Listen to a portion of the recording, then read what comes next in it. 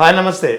తిరుమల లడ్డు వ్యవహారం ఎప్పుడైతే సిబిఐ ఆధ్వర్యంలోని సిట్ ప్రత్యేక నివేదిక సమర్పించిందో అప్పటి నుంచి తిరుమల లడ్డు విషయంలో ఒక రచ్చ నడుస్తుంది రాష్ట్రంలో. ముఖ్యంగా హిందువుల మనోభావాలతో ఆటలాడుకున్న వ్యవహారంగా దీన్ని చిత్రీకరించారు ఇప్పటికే. ఇప్పుడు మరింతగా దీన్ని సాగదీసే ప్రయత్నం జరుగుతోంది. దీనిపై పెద్ద ఎత్తున ఆరోపణలు, విమర్శలు, ఒక రచ్చ మాత్రం ఖచ్చితంగా జరుగుతుందని చెప్పాలి. సో ఈ నేపథ్యంలో ఈ అంశంపై మరింత క్లియర్గా మాట్లాడేందుకు మనతో ఉదయ్ కిరణ్ గారు ఉన్నారు. ఆయన్ని అడిగి అసలు ఏం జరుగుతుంది, ఆయన ఏమనుకుంటున్నారో తెలుసుకుందాం. సార్ చెప్పండి సార్, తిరుమల లడ్డు విషయంలో ఒక రచ్చ అయితే చాలా కాలంగా నడుస్తుంది. ఏడాది క్రితం మొదలైంది.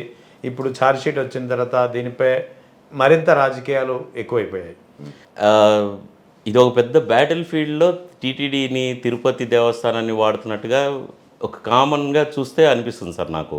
అంటే నా పర్సనల్ ఒపీనియన్ చెప్తున్నాను.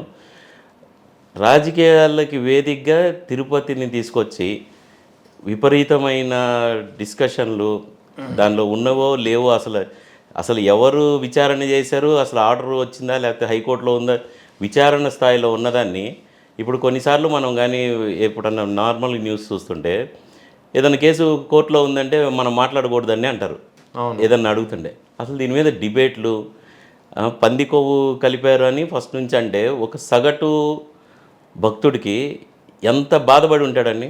అవును, మనం తినకుండానే వెళ్తారు టెంపుల్కి దేవుణ్ణి చూడటానికి. అసలు నాన్ వెజ్ కానీ అట్లాంటివి ఏమైనా ముట్టుకుంటే అసలు వెళ్ళకుండా ఉండడానికే ప్రయత్నిస్తారు ఎవరైనా.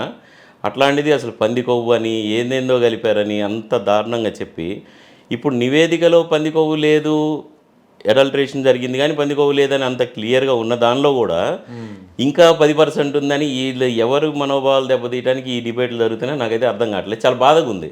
నేను దాని గురించే నాకు మాట్లాడాలనుకున్నాను. నేను అసలు ఎందుకు అంత దూరం తీసుకెళ్తున్నారో, తవ్వుతున్నారో కూడా అర్థం కాని పరిస్థితి. మన తిరుమలకి ఉన్న చరిత్ర కానీ, మనకు అసలు వెంకటేశ్వర స్వామి ఆది దేవుడు అండి. మనకి చాలామందికి ఇలవేల్పు. ఇండియాలోనే మీరు ఏ టెంపుల్ చూసినా కానీ దీనికి ఉన్న మేనేజ్మెంట్ 80sలోనే వీళ్ళు ఒక విధమైన ఫుల్ మేనేజ్మెంట్ స్థాయికి వచ్చేసారు వీళ్ళు. అసలు మనం వేరే గుళ్ళు ఎక్కడ చూసినా ఇండియా మొత్తంలో తిరుమల తిరుపతి దేవస్థానం మెయింటైన్ చేసినట్టు కానీ ఆ స్ట్రక్చర్ కానీ దేనికి ఉండదు. దానికి ఆర్గనైజేషన్ పవర్ కానీ, దానికి ఉన్న రెవెన్యూ కానీ. అంటే ఇది ఒక పెద్ద బ్యాటిల్ ఫీల్డ్ చేసేసారు. లేనిపోయినవన్నీ ఏందో అంటే అది కొంత కోర్టు డిసిషన్ తీసుకోవాలి కదా. ఇప్పుడు సిట్టు మాత్రం నివేదిక ఇచ్చింది, మీ స్టూడియోలో చేయమని కాదు కదా. అసలు నిన్న ఒక న్యూస్ ఛానల్ చూస్తే ఒక పెద్ద క్వశ్చన్ అని ఏదో ప్రోగ్రాంలో పావు గంట ఏందో చెప్తున్నారు ఆయన. దానిలో పంది కొలుపు 10% ఉందంటే కనపడదని. అది అంత బాధ ఏమొచ్చింది అంటే ఇప్పుడు దానిలో కలిపారా లేదా అనేది దాన్ని ఎందుకు అంత రప్చర్ చేస్తున్నారు. సరే పోనీ ఇది ఈ రెండు పార్టీల మధ్యలోనే నడుగుతుందనే నేనైతే పర్సనల్గా అనుకుంటున్నాను సార్. ఎందుకంటే బీజేపీ లాంటి హిందుత్వ మీద వేసుకొని తిరుగుతున్న బీజేపీ వాళ్ళు ఎవరు మాట్లాడలేదు కదా దాని గురించి. అవును, అది ఎందుకు మాట్లాడలేదు అంటే కనీసం వాళ్ళకున్న ఇంకిత జ్ఞానం అన్నా లేకపోతే ఎట్లా. ఛానల్స్ ఉన్నాయని ఏందేందో మాట్లాడుతున్నారు. అంటే ఇక్కడ ఈ రాజకీయ పార్టీలకి హిందువుల మనోభావాల కంటే రాజకీయ ప్రయోజనాలే ప్రాతిపదిక ఎక్కువ. అంతే కదా సార్, చూస్తుంటే అదే అనిపిస్తుంది కదా సార్. నాకు మరి అంటే నేనేం అంత డీటెయిల్గా వెళ్ళి చూసినవి కాదు నాకు. అంటే ఇప్పుడు అవసరం రాలేదు. ఇప్పుడు చాలా బాధపడి చెప్పడానికి వచ్చాను నేను.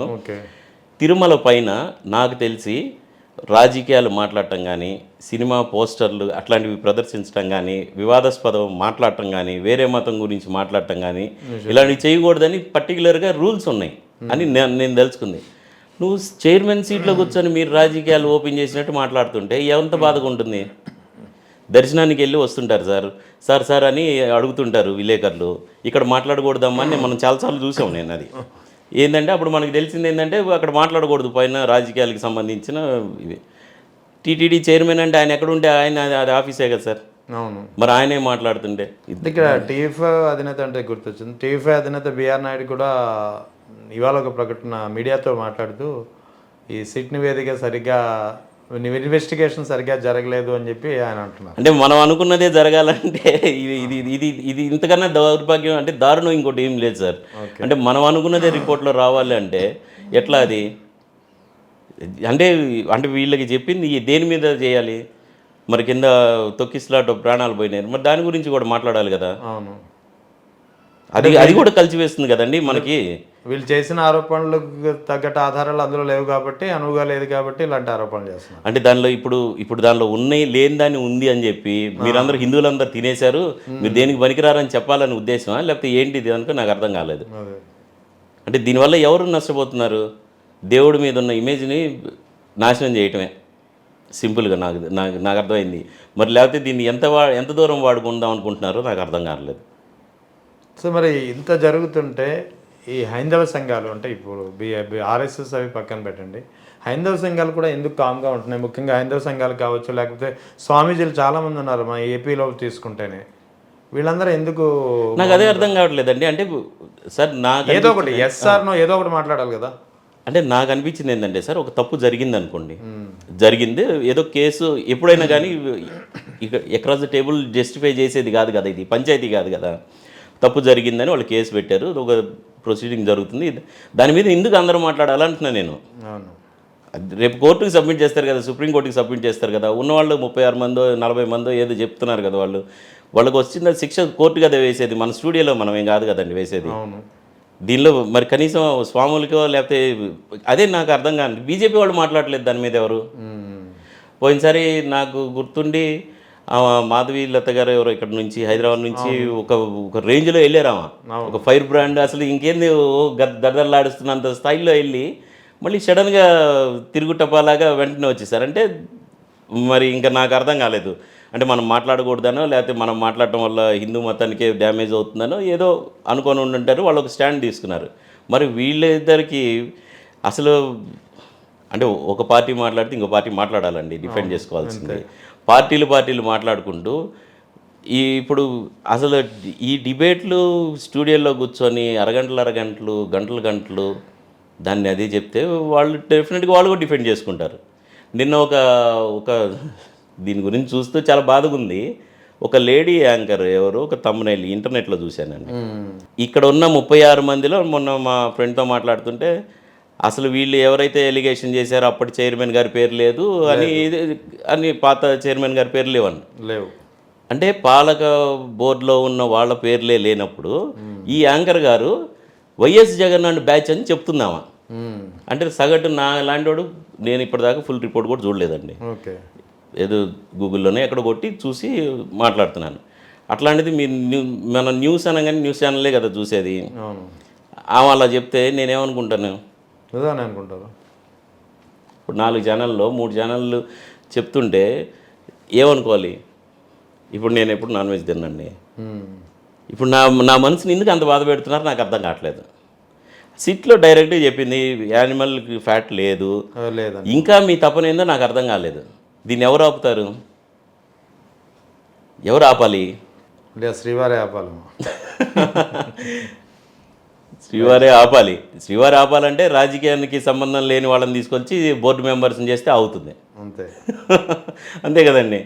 ఇప్పుడు ఆయన చైర్మన్ అవ్వంగానే ఆయన ఒక ఇంటర్వ్యూలో అందరి దానిలో ఒక ఆయన మనకు తెలిసిన ఛానల్లో కూడా పాపం చాలా స్వామి భక్తి, అంటే శ్రీవారి మీద కాదు, నారా చంద్రబాబు నాయుడు గారికి నేను సేవ చేయటం వల్లే నాకు ఈ టీటీ పదవి వచ్చిందని చెప్పారు ఆయన క్లియర్గా. మరి అదే అఫిలియేషన్లో అక్కడే కూర్చొని రాజకీయాలు చేస్తుంటే మరి ఎంత దారుణంగా ఉంటుంది. ఈ రాజకీయానికి సంబంధించిన వాళ్ళు ఈ బోర్డులో ఉండటం వల్ల సార్ ఒక పెద్ద ప్రాబ్లం ఏంటంటే, ఒకటి వాళ్ళ పార్టీ అఫిలియేషన్ని వాళ్ళ స్వామి భక్తిని చూపించాలని ప్రయత్నిస్తారు. రెండోది ఇక్కడ రాజకీయాలు తెచ్చేస్తారు. 30 సంవత్సరాలు వాళ్ళ రాజకీయ చరిత్ర ఉన్నవాళ్ళు సడన్గా సన్యాసం తీసుకున్నట్టు కాదు కదా వీళ్ళు. అదొక పవర్ లాబింగ్ సెంటర్ అయిపోయింది అది తిరుమల. ఇందుకు దేశ విదేశాల నుంచి ప్రముఖులందరూ వస్తారు, అక్కడికి రాగానే అదొక పాయింట్ ఆఫ్ కాంటాక్ట్ లాగా వాడుకుంటున్నారని ఉద్దేశం వచ్చింది. అది ఈ ప్రభుత్వం ఆ ప్రభుత్వం అనట్లేదు. దానికి ఏదో ఒక మంచి స్వామికి నిజంగా సేవ చేసిన వాడిని తీసుకొచ్చి ఒక రోజైనా బోర్డు మెంబర్ని చేసి వాడికి ఏదైనా నిర్ణయాలు ఇస్తే దాన్ని బట్టి మారే అవకాశం ఉంటుందని నా అభిప్రాయం. అది రైట్. సో ఇప్పుడు వేరే ఒక పార్టీ ఇప్పుడు అధికారంలో ఉన్న కూటమి ప్రభుత్వం, ముఖ్యంగా వైఎస్ఆర్ కాంగ్రెస్ పార్టీ వాళ్ళు ఎవరైనా దర్శనానికి వెళ్తే అడ్డుకునేట్టున్నారని చెప్పి ఆరోపణలు కూడా వినిపిస్తున్నాయి సార్. అది నిజంగా అయితే తప్పు సార్. ఇప్పుడు దేవుడి దగ్గరికి వెళ్ళటానికి రావద్దనే దానికి హక్కు ఎవరికి లేదు. ఏమో నన్ను కాపాడమని వెళ్ళొచ్చు, లేదు నేను తప్పు చేయలేదు నా మీద నిందపడుతుందని చెప్పుకుంటానికి వెళ్తున్నారేమో దేవుడి దగ్గరికి. ఎందుకు ఆపుతున్నారు? తప్పు కదండి అది. అవును. మరి ఇదే సంవత్సరాలు పోరాడేమని పుస్తకాలు అంతా చదువుకున్నాం కదా, గుళ్ళోకి రాని వాళ్ళని, ఇంత పెద్ద పోరాటం జరిగి ఏదో చెప్తున్నారు కదా, జరిగినవి జరగనివి అన్నీ చేస్తున్నారు కదా. ఇప్పుడు మరి ఆపితే దాని ఉద్దేశం ఏంటండి? అవును. అంటే మనం ఎక్కడికి వెళ్తున్నాం, ఏ స్థాయికి వెళ్తున్నాం? అసలు మనం గుడికి వెళ్ళే వాళ్ళని ఆపొద్దనే దానికి ఎవరికి లేదండి. రైట్. అసలు ఇంకా మాటకు వస్తే మీరు ఇంకా వీళ్ళు అంటున్నారు. నా ఉద్దేశంలో ఇప్పుడు ఒక ఎక్స్‌పర్సన్ హిందువు కాదండి, ఆయన దేవుడి దగ్గరికి వెళ్దాం అనుకుంటున్నాడు, వాళ్ళందరూ ఫ్రెండ్స్తో పాటు వెళ్తున్నారు. మనం ఆపడానికి తప్పే ఉంది? అవును. తప్ప మనం ఆపకూడదు. ఆపకూడదు. ఆపకూడదు. నువ్వు అక్కడికి వెళ్ళి పాంప్లెట్లు ఇయటమో లేకపోతే ఆయన ఇంకో పనులు చేస్తే నువ్వు చెప్పొచ్చు, బాబు ఇక్కడ చేయకూడదు నువ్వు అని చెప్పాలి. వాలంటరీ వ్యవస్థ అక్కడ ఉంది కదా, ఆరెంజ్ కలర్లు వేసుకొని వీళ్ళంతా ఉంటారు కదా, వాళ్ళు దేనికి చెప్తున్నారు? అక్కడ ఉన్న వాళ్ళని లాగి పెడరెక్కలు లాగి బయటపడేసేదానికి పెట్టుకుంటున్నారు వాళ్ళు. వాళ్ళ చేత చెప్పించాలి కదా మనం. అవును. ఒకవేళ ఎవరన్నా వస్తే నువ్వు అసలు ముస్లిమ్స్ ఎంతమంది వస్తారండి? నా చిన్నప్పుడు నా ఫ్రెండ్స్ కూడా వచ్చారు నాతో పాటు. ఇప్పుడు ఎవరు అడగరు కదా, నువ్వు వెళ్ళాలి దండం పెట్టుకోవాలి, వాడికి నమ్మకం ఉంటేనే వస్తాడు. నువ్వు నీకు మహా అంత ఉంటే, బాబు ఆయన బలానా వ్యక్తి, ఆయన కూడా మా దేవుడిని వచ్చి దండం పెట్టుకుంటాడని నువ్వు గొప్పగా చెప్పుకోను, గొప్పగా ఫీల్ అవ్వాల్సిన పని కదా. దేవుణ్ణి కొంతమందికే దేవుడిలాగా చేసి దానిలో నుంచి ఇంకా వర్గాలు చేసి, ఇప్పుడు మీరు అంటున్నట్టుగా గుడికి వచ్చే వాళ్ళని అడ్డుకుంటే ఎంత దారుణం సార్. అమిత్ షానో ఎవరో ఆయన తిరుపతి వస్తే చెప్పులు వేశారు సార్ కింద, మళ్ళీ వాళ్ళే ఫ్రెండ్స్ అయ్యారు. అంటే కాలం ఇటు నుంచి అటు మారుతుంది. అంతే కదా సార్. తిరుపతి వెళ్ళి వస్తుంటే చెప్పులు వేసారు, ఓ పెద్ద గందరగోళం అయింది. మళ్ళీ అటు తిరిగి ఇటు దొరికేటప్పటికి ఇద్దరు చక్కగా మంచి ఒక షేక్ హ్యాండ్లో ఉన్నారు. అంటే మనం ఏ రోజు ఎలా జరుగుతుంది అనేది మనం చెప్పలేం కదా. ఎవరైనా కానీ దేవుణ్ణి కోరుకుంటావా అని అడుగుతారు సార్ ఎవరన్నా. ఏదైనా ఎంతటోడైనా మార్పు రావాలనే కదా కోరుకునేది ఎవరినన్నా. దేవుడి దగ్గరికి వెళ్తుంటే నువ్వు అసలు మనం ఎవరు ఆపడానికి తప్పు అది.